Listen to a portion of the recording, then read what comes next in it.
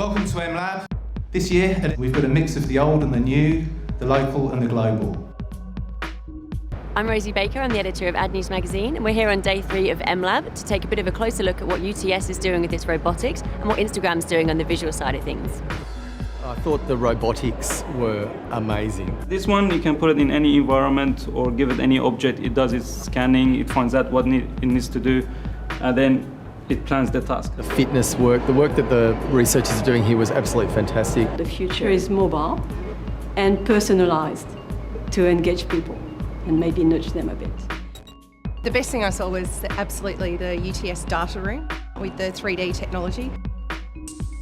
As data gets larger and larger, it's really hard to figure out what we have. So what if we turned it into geometry, into a space that you can walk around?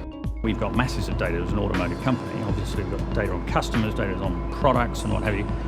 What do we do with it? And in some respects, it's okay, we'll put it into the black box and let's see if it shows up interesting things. So I think that's something we would like to pursue as well.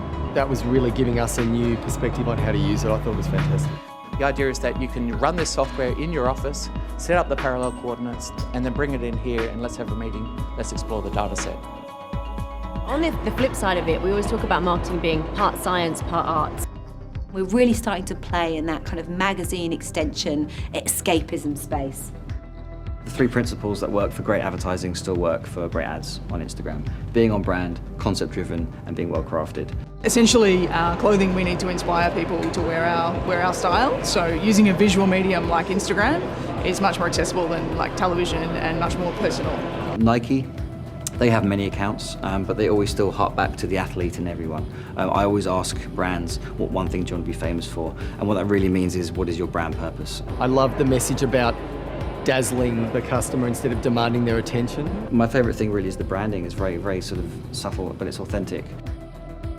I think when you've got a recognisable brand and you can actually link the idea of the brand to the story or the idea, I think that's where it naturally fits.